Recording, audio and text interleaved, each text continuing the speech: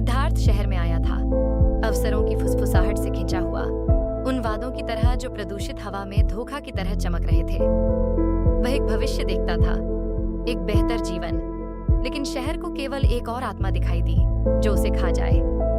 दिन सप्ताह में बदल गए, सप्ताह महीनों में। शहर की नब्ज जो कभी रोमांचक थी, उसकी नसों पर प्रहार करने लगी, उसके आत्मा को घिसने लगी। वह एक विशाल अनदेखी मशीन का एक हिस्सा बन गया। अकेलापन एक शांत कपटी बेल की तरह उसके चारों ओर घेरने लगा, उसकी पकड़ को कसता जा रहा। शहर की विशालता ने केवल उसके अकेलेपन को और बढ़ा दिया। तुम्हारा ब्लड प्रेशर बहुत ऊंचा है सिद्धार्थ। आपके खून की शुरुआती रिपोर्ट से लगता है कि आपको डायबिटीज, मधुमेह होने का खतरा है। स्तर से चरण का मधुमेह संकेत मिलता है। ये शहरी जीवन शैली, ये बहुत बुरा है। डॉक्टर के शब्द एक कठोर घोषणा थे। शहर सीधे उसे संक्रमित कर रहा था, उसके शरीर को अपनी बीमारी का बर्तन बना रहा था। चिंता उसके गले में अटक गई और उदासी की एक भारी चादर उस पर छा गई। शहर जो कभी आशा की किरण था, अब एक जीवित जेल बन गया था। इसकी दीवारें तनाव और निराशा से बनी थी। अपने सबसे निचले बिंदु पर जब सारी आशा खत्म हो गई थी, एक असंभव सम्मान का जानदार सामने आया हुआ। फरिश्ता नगरिक शोर में सांत्वना की एक फुसफुसाहट आ चुका था। तुम खो चुके हो सिद्धार्थ, लेकिन पुनः उद्धार संभव है। शहर नजरअंदाजी का भोजन करता है। चंगा करने के लिए तुम्हें खुद को पुनः प्राप्त करना होगा। सुबह के साथ शुरू करो, 1 घंटे के लिए चलो, अपने पैरों के नीचे की धरती को महसूस करो। देवदूत ने बात की। उसके शब्द केवल कमरे में ही नहीं गूंज रहे थे, बल्कि सिद्धार्थ की आत्मा के भूले हुए कोनों में भी थे। पहला अनुष्ठान दिया गया था। अनिच्छा से सिद्धार्थ ने पालन किया। जब वह चला, एक सूक्ष्म परिवर्तन हुआ। एक उग्र शोर की बजाय उसकी विस्फोटक चिंता अब एक हल्की फुसफुसाहट बन गई। अपने शरीर को पोषण दो सिद्धार्थ। सृजन करो, केवल उपभोग मत करो। पोषण में खुशी ढूंढो। हर सावधानी पूर्वक काटने, हर विचारशील हलचल के साथ सिद्धार्थ खुद को मौजूद पाता है। शायद वर्षों में पहली बार उसका उच्च रक्तचाप जो कभी धमकी हुआ करता था, घटने लगा। देवदूत का तीसरा कार्य, संपर्क स्थापित करो, सच में संपर्क। सिद्धार्थ जो भीड़ में एक भूत हुआ करता था, दूसरों को देखता है। अकेलेपन को दूर करने के लिए बातचीत करना जरूरी है। यह अकेलेपन का सबसे सहज इलाज है।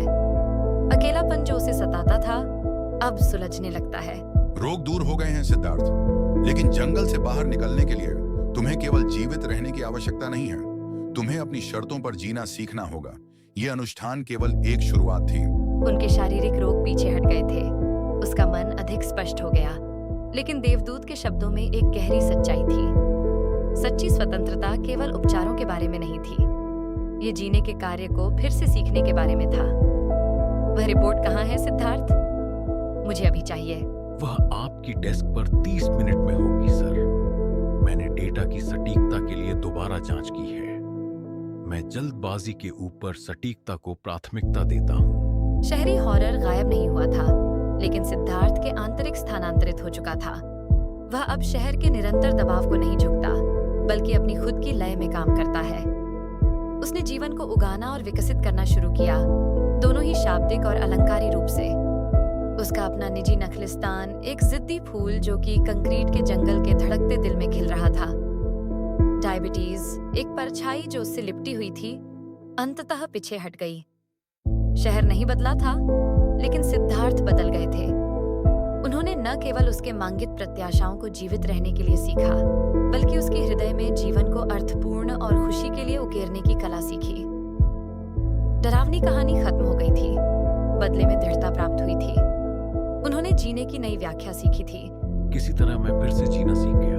मुझे पता है अब शांति यही है, मेरे अंदर। शहर के भीतर शांति का यह सन्नाटा सिद्धार्थ के अंदर की यात्रा की पराकाष्ठा थी।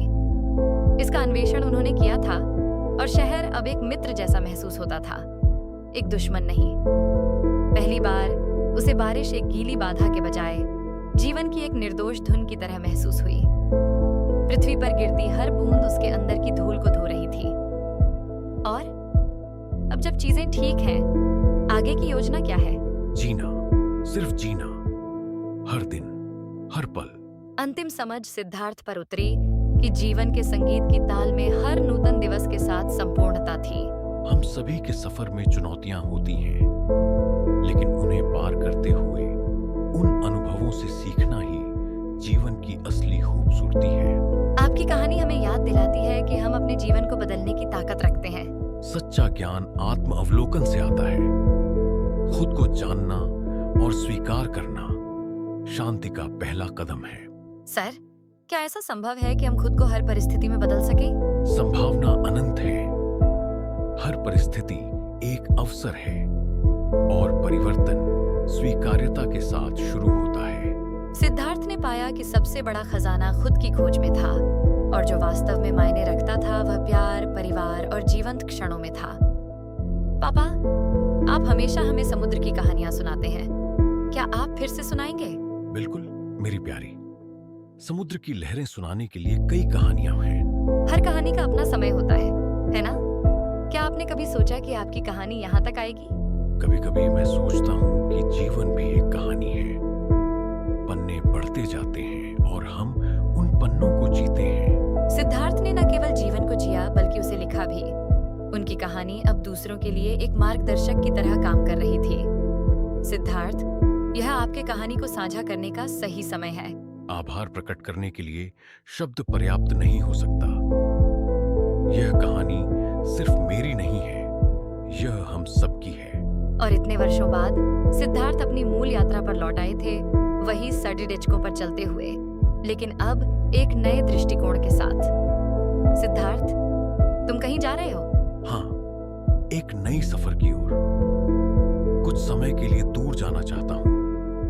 अपने विचारों को और स्पष्ट करना चाहता हूँ। अपनी नई यात्रा की दिशा में सिद्धार्थ जल्दबाजी में नहीं था।